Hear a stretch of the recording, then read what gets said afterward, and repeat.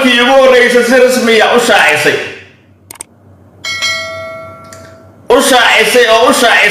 shaacisay oo sheegtay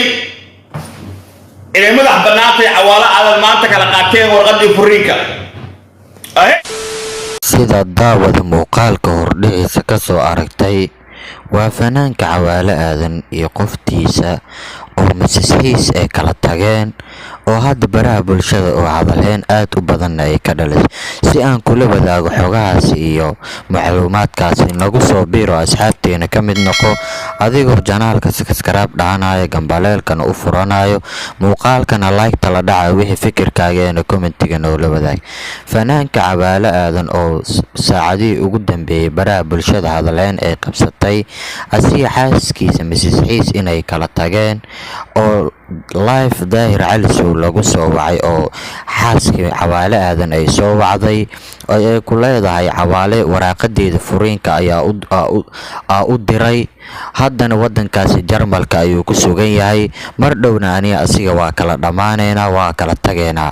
dad badan oo baraha bulshada oo sheegeen Cawaale Aadan in uu nafsi ka soo baxay xaaskiisa hore maadaama uu ka tagay oo Mrs. Xiis darteeda ugu soo tagay jacayl oo u qabo laakiin jacaylka hadda uu ku dhamaaday in ay kala tagaan asiga Mrs. Xiis iyo asigana ay ku kala tageen showgan uu Jarmalka u imaaday iyo naagaha ku dhagdhageen iyo maadaama show uu Jarmalka ku qabanayay khilaaf uu soo dhexgalay labadooda kulankoodii jacaylna sidaas hadda uu ku burburay arooskoodana uu furiin hadda ku soo dhamaaday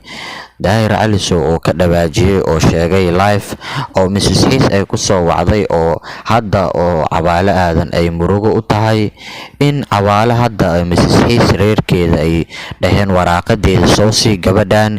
ay ma furtid maxaa ku haysataa maadaama ay ku rabin Cawaale oo hadda la sheegayo in ay nafsi uu ka soo baxay maadaama uu qoftiisa darteeda qoftaan ugu soo tagay laakiin jacaylka hadda uu ku soo dhamaaday fashil iyo burbur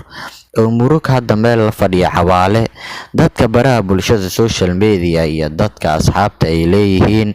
qoftiisa ayuu ka soo tagay maantana qoftii u soo go'ay Mrs. Xiis iyo asigana ay arintooda ku soo dhamaatay in ay dhacdo ifur ama cideeda ayaa ku wacanaya ama waraaqadeeda furiinka ma isiisid maxaa igu haysataa ma ku doonayay arinta hadda Cawaale oo aad baraha bulshada u qabsatay maadaama xaaskiisa ay ka tagayso oo cidla soo istaagay Cawaale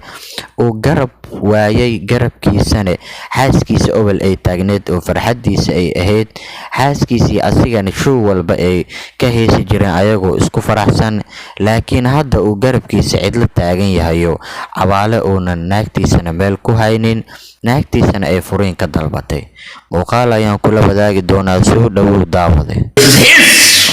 boqoradii Soomaaliya boqoradii quruxda Mrs. Xiis oo markii ugu horeysay si rasmi ah u sheegtay inay madax bannaantay Cawaale Aadan maanta kala qaateen warqadii furiinka ما شاء الله halkan gabadha boqorada quruxda ee dhiidhisay ee xawaalidnimo isku furtay halkan hambalyaha looga diro dadku hambaliyada waxa weeye Cawaale oo furta hambaliyada Mrs. Xiis hambalyo